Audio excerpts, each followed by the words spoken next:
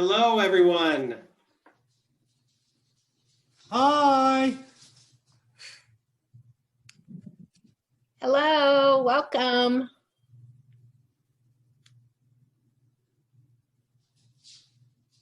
I see quite a few friendly faces here. How's everyone doing today?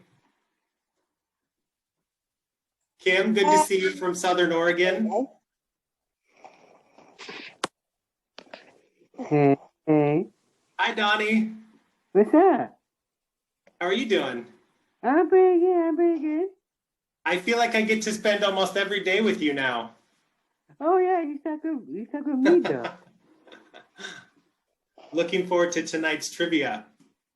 Hi, Amanda. Hi. I've been seeing lots of your cool plunges. You're doing a great job on that. Well, I think I probably did the virtual plunge, but I did 2 frames. So, yeah. Well, awesome.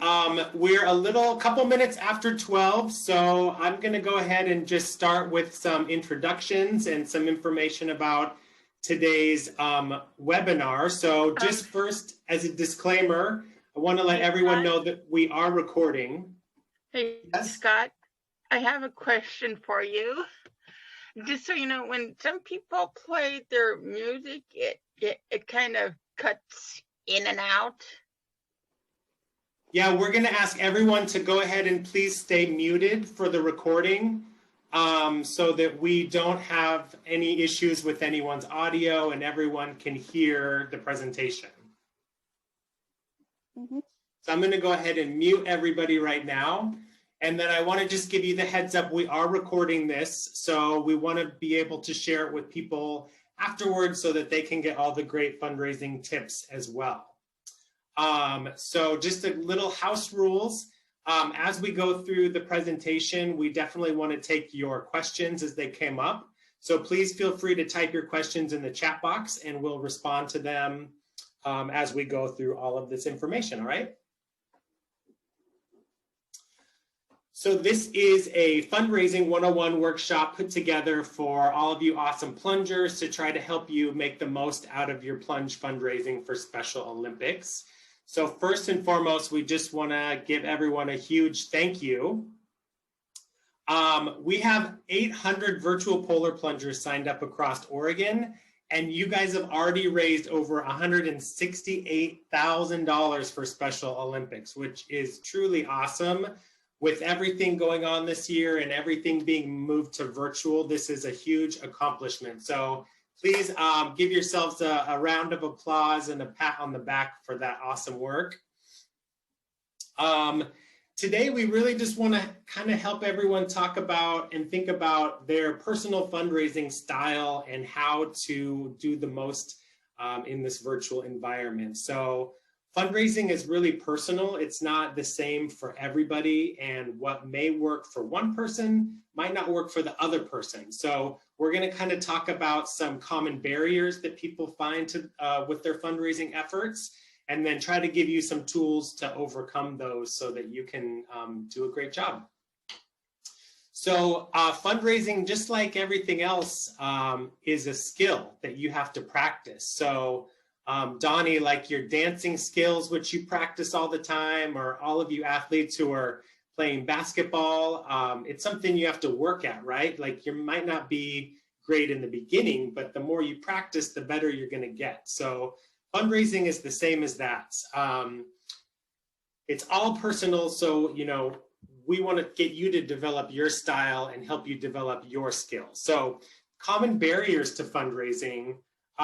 Just raise your hand. Do you love fundraising? Yeah, okay, we got some good fundraisers. Well, most people, to be honest, don't really like fundraising because it can feel uncomfortable to ask people for money. People might try to avoid it. So that's definitely one of the barriers to fundraising. Another one is it can take time, right? So you might not get the results you're expecting right off the bat. So it's kind of this delayed gratification where you might not see results until down the road. And if people don't see immediate results, they might just give up and decide not to do it. So another good barrier to fundraising is all the different great fundraisers that are out there for different causes, right? There's so many things going on in our world today. COVID is in the forefront of people's mind. There's natural disasters happening across the globe. With all those different competing causes, it might get easy to feel like you're lost in the fray. So that's hard for people. And then another barrier is just changing trends over time. So it used to be thought that if you just asked every single one that you know to donate $5, you know, you would hit $500 goal and you'd be good to go. But nowadays, trends are kind of changing. People are really zooming in their focus on things that are important to them. So you might not get $5 from everyone, but you might get $100 from one person who really cares about the cause of Special Olympics. So those are kind of the common barriers that people have to fundraising. Now I want to help you see how to get past those. To help avoid the awkwardness of asking people for money, I want to get you guys to think about putting the mission first, right? So you're not asking people to give you money, you're asking people to donate to Special Olympics, which is a cause that you believe in. So it's kind of like reframing the conversation. Instead of saying, would you donate $20 to my polar plunge? You really want to look at it as saying, look, I'm supporting Special Olympics this year. Can I count on you to donate? And then give them like an amount. So if you want to ask them for a $25 donation, you could say, can I count on you to give $25 to support Special Olympics? So you're like just reframing the conversation to take it off of you and put it onto the cause. The next piece that I want to talk about is not seeing immediate results. So people can get discouraged if you post on Facebook and you put your link out there and then you don't get any donations. That's kind of discouraging, right? So it's something that you have to work at over time. It takes practice and patience. So it takes on average people about 8 reminders before they actually remember to give. With all the fast-paced world that we live in, how many times do you look at an email and think, oh, I'm totally gonna do this, and then it kind of goes to the back burner, something else takes your focus. So what we wanna do is just have patience and keep reminding people what you're doing and why you're doing, and over time you will start to see those results come in. Scott, sorry, Donnie just texted me and asked, what is a donor? Oh, that's a great question, Donnie. So a donor is anyone who makes a gift towards your campaign. So if they donate to you, they're a donor. And donors are really important because over time, they will continue to give if you kind of do these things that we're talking about, and they might even give more to you later down the road if you take the time to really thank them properly and show that their donation is really making an impact. So we're going to talk about that in a second. Finding your voice. So with all the different competing causes out there, how do you talk to people about what's important to you and why they should donate? So this just really means talking about what you're doing specifically to your network. So Donnie, you obviously have a really important connection to Special Olympics. So just by sharing all of your awesome plunge videos and telling people that you're fundraising for Special Olympics and raising money, you're already doing this amazing piece of like putting it out there in your own voice. So you're doing a great job. The next piece I want to talk about is targeting your specific donors. So rather than relying on everyone to give a little bit, who do you know in your life that might be willing to give a bit more? So is there somebody that you think might be able to give $50 or $100? These are the people that you want to target with a really personalized ask that is meaningful to them, rather than just kind of blasting it out to everyone on social media, which is a great tool, but it's also considered a passive form of fundraising because it's not you know, if I ask you for money one-on-one, that's very personal. But if you see my post on Facebook, I'm not personally asking you, so you might not be prompted to give at that time. Does anyone have questions about that? All right, so we're going to talk next about telling your story. So people don't necessarily give to causes, which are very important, but many times supporters are giving to you for something that you believe in because they're connected to you personally. So we really want to talk about making it very personal, which is why in a minute I'm going to go over to our Classy fundraising page and show you how to upload your own photo, make a headline for your page, set your own goal, and let people know why they should support you personally.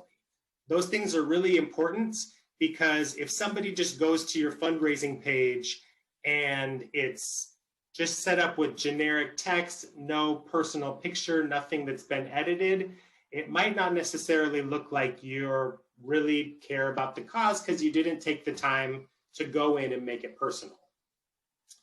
And then we're also going to talk about keeping people involved throughout. So this is kind of taking it from a transaction to a relationship, where if you just ask someone to give $20 and they do, that's called a transaction. You want to make it into a relationship of storytelling between you and your donors. And then very important here, but always thank. You can't thank people enough for their support to Special Olympics and for donating to your campaign. So I want to show you a cool trick or two in Classy where you can recognize people. And then I'm also going to show you how I do it on Facebook, which is a great call out because you're also giving people public recognition for their donation.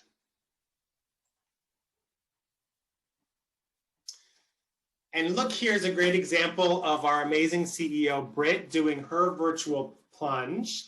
And, you know, we're really asking you to freeze and fundraise with us, but we want to keep the emphasis on making it fun.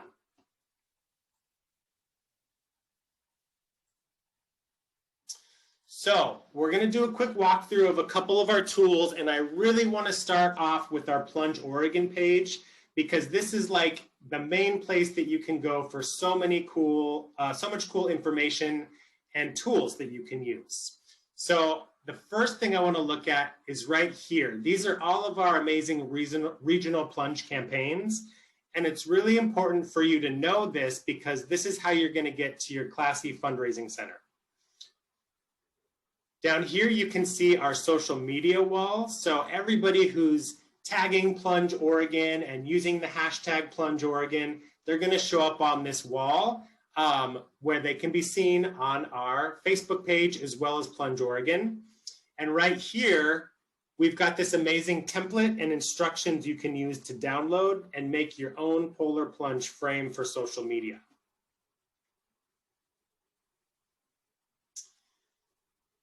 Down here, we've got fundraising resources. So the toolkit is what I'm going to explore with you. There's also a polar plunge poster that you can print out and share with people. If you have a public place that you can put it up, it's also a great way to get the word out about polar plunge. So we're going to start with the toolkits. This is put together to help you with your fundraising, and it's got some great resources in it that you can use after this video to follow up on. So right here, we talk about how does your donation make an impact? This is great info to share with prospective donors because say I'm going to ask for a $50 donation, I can ask that donor specifically, would you support me with $50? That money is going to support an athlete with virtual connection through SOAR Active this season. It gives them something to tie their donation to what's going to happen. Getting started here is all about how you create your Classy page, setting a goal, and making your first ask on social media. And then down here, I want to specifically point out some fundraising tips for social media.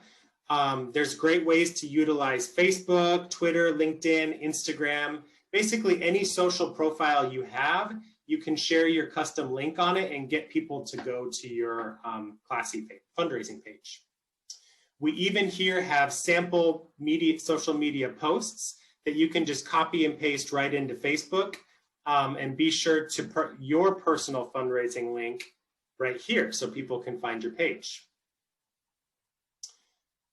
Setting up your Classy Fundraising Center, we're obviously going to do that on this call right now, but you can also access this video tutorial after the fact for a quick reminder of how to do it, as well as connecting your Facebook fundraiser to Classy. There's going to be a video tutorial right here you can use. So come with me, we're going to go back to plungeoregon.org, and I'm going to walk you through getting into your participant center. So I'm registered for the Portland campaign. So I'm going to click on Portland's, and that's going to open up Classy. Classy is our online fundraising platform that you can have your own page on. So up here in the right-hand corner, click on Log In, and this is going to open up the box where you're going to have to enter your username, which is your email, and then the password that you created when you signed up. So if anybody needs any support remembering what their password is, you can always click this link right here that says Forgot Password, which will reset and send you a new email. Or you can reach out to me and we can definitely help you walk through getting your password reset. So logging in, once you're logged in, it's going to change this little icon up in the right-hand corner to a picture of you, or if you haven't set up a picture, it'll just say your initials. And then right next to that, there's this little box that says Go To. If you click that, it's going to drop down and show you what fundraising pages you have active on Classy. So we're going to go into mine because I want to show you how to set this up. So up here in the right-hand corner, you can now see there's a little button that says Manage. It's a little hard to see, but I promise you it's there. Just click on Manage, and now you're kind of in the back end of your fundraising center, and you have some great tools to edit it. I want to point out right here, this tab, it says Story. This is a great way to provide your donors updates and kind of keep them involved in what you're doing. So I could write an update and say, you know, I hit my goal and I want to keep it fundraising, so I'm going to raise my goal to even higher now. Or you could say, you know, thank you to everyone who's donated so far, and give them a shout out right here through this tool. Also, if you click on the Donations tab, this will give you a list of everyone who's donated. And I want to go back to what I said earlier about thanking people, because this is a great tool that you could use to thank them right in your page. So I can click thank you next to this donation from Christopher and let him know how much he rocks for supporting Special Olympics.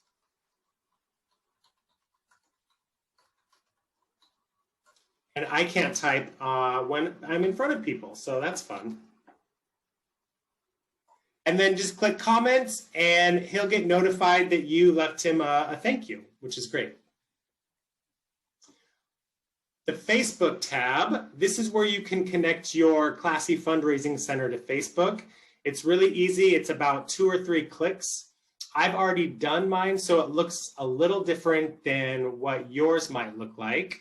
But if you haven't set one up, this right here would say create, and you would just click it. It would prompt you to log into Facebook. And from there, it would set up a whole new Facebook fundraiser that is connected directly to your Classy accounts. And donations made through Facebook will flow right into Classy. And the cool thing is we get 100% of the money raised on Facebook. There's no processing fees or credit card fees taken out of it. So as much as you can fundraise on Facebook, the better. And then this last tab on the right that says details, this is really important because this is how you go back to what I was saying earlier about making it personal. It's really important that you upload a photo here. so that when people come to your page, they're going to see you. They know that they're at your page, and then you can give your page a nickname. So I don't know if you all noticed, but my last name is Friesen, and obviously in February we're all freezing for a reason. So I named my fundraising campaign Friesen for a Reason, with the play on my last name, because I love puns. And I really think it's important here to make a headline that's personal to you and not just the generic text that's already in Classy. So I let people know my goal was to raise $2,400 and participate in the virtual Super Plunge. And then I updated my goal to reflect what I was trying to do. So those two things are really important. And then this tool is really awesome because each of you has your own personal fundraising link that you can share on social media. You can send to people in a text message. You can send it through email. And they don't have to go through all the difficult steps of trying to search for your name, figure out what campaign you're registered for. I mean, who wants to go through all those steps, right? So this link will take people directly to your page in one simple click. And you can see here what I've done is I've just thrown my name in there so that my personal link is customized to me. And it's really easy to copy and paste this. Oh, shoot. I messed up. There we go. I can't click on the tabs, but it's really easy to just open up a new tab, copy and paste that link right into your browser, and that'll take people to your fundraising page.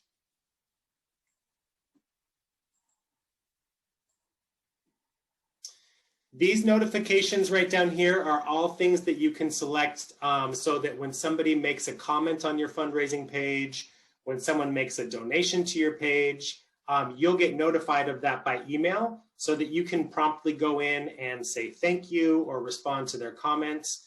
You can also turn on these encouragement emails, which will let you know, hey, you just hit 50% of your goal. That's something you should share on Facebook to let people know that you're at that milestone and that they should keep supporting you. So that's kind of a quick walkthrough through Classy. Does anybody have any questions they want to type in or something that I didn't cover well enough? Just reading through the questions now. Well, we will go ahead and go back to... Actually, there is one in comment box. It says here, donors are the people who give money to SOAR. Yes, thank you, Jackie. So donors are everybody who supports your campaign by making a donation to SOAR. And many of those people will become donors for life if you take the time to thank them properly and let them know that their donations have a huge impact on our mission. Like say for my birthday, I do a fundraising to Special Olympics Oregon through Facebook. That's awesome. And I heard you raised quite a bit of money for last year's Polar Plunge. So thank you so much for all of your support, Jackie. We will now return to our presentation.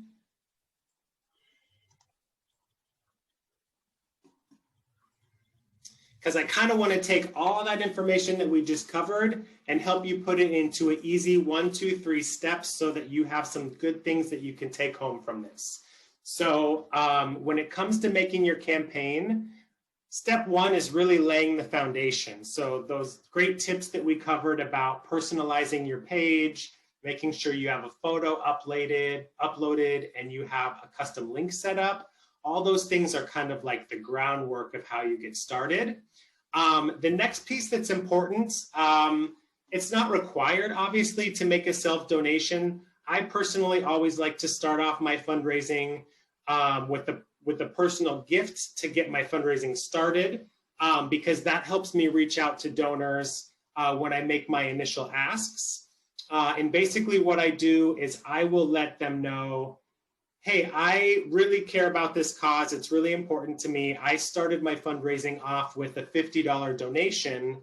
Would you match me and also donate $50 to Special Olympics? It says here, start close to home. That's because it's really important to go to your the closest people in your network for support first. So I might reach out to my parents, I might reach out to my siblings, maybe my BFFs, and tell them what I'm doing and ask for a donation. That way, when I go to connect my fundraiser to social media down the road, it's not just sitting at $0. I already have a good chunk towards my fundraising goal. The next step, step 2, is about making your asks. So what I like to do is organize my network into smaller buckets. So when I talk about organizing buckets, I look at like, how much do I think somebody could potentially give, right? So you probably have those people in your network who would be able to give maybe $20. Maybe you have people in your network who would be able to give $50.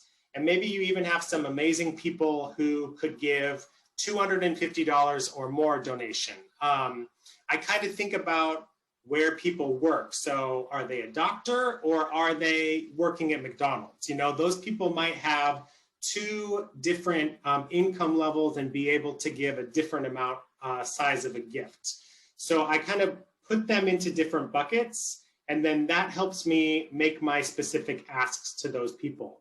So you don't have to have this on a super big scale. It could be really small.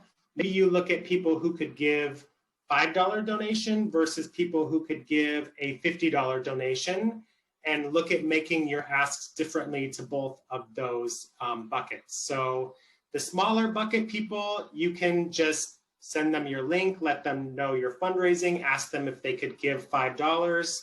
For the people that you're gonna ask for maybe a $50 donation from, I would suggest doing something a little more personal. So maybe send them a letter with a picture of you demonstrating your virtual plunge. Maybe write a card and send it in the mail and ask them to donate to you. The more personal the ask is, the more likely you are to get a little bigger donation from these people. And then it's really important, you always want to follow up. So like I said before at the beginning, sometimes it takes people up to 8 times to hear something before they actually follow through with it. So just because you get may not get a response right away, don't forget to follow up and say, you know, hey, Kirsten, I sent you a letter last week letting you know about my polar plunge. Did you get that in the mail? And she might say, oh yeah, I did. I totally forgot. And you could remind her, hey, this is what I'm doing. Maybe send the link again. Here's the link to my personal page. I'd love to know if I could count on your support. So it's just about following up consistently, letting people know you're fundraising for Special Olympics, and asking if you can count on them for support. One thing that I hear really frequently is people that say, you know, every little bit counts. So every donation counts. And that is totally true. One thing I do want to point out with that is if you use that kind of language, you'll probably get smaller donations on average, because people might say, okay, great, I'll write a little check or, you know, give you $5 towards your fundraising. But if you ask for a targeted amount and say, hey, I'm fundraising for Special Olympics, can I count on you for a $25 donation? You're more likely on average to get that $25 donation than if you had not made a specific ask, and you'd be likely to get less on average. That's just the statistics of fundraising. So I definitely encourage you to ask for a targeted amount, whether that's $20 or whether that's $200. And then this is kind of the last piece, is once you've got the foundation laid, once you've reached out to everyone who's in your closest network, then we really want to cast a wide net And that's when we go on social media. So connect Classy to Facebook, like I showed in the fundraising center, following up on all engagements. So if you post something on Facebook, you're probably going to get a lot of likes and a lot of hearts and maybe some people commenting, but those might not always turn into a donation. So what I would encourage you to do is every time someone comments or likes your post, send them a personal Facebook message through Messenger and just let them know, hey, I really appreciate your encouragement. I really appreciate your support and the likes. Can I also count on you to donate? And then send them your link. And then chances are you're more likely to get that donation from them.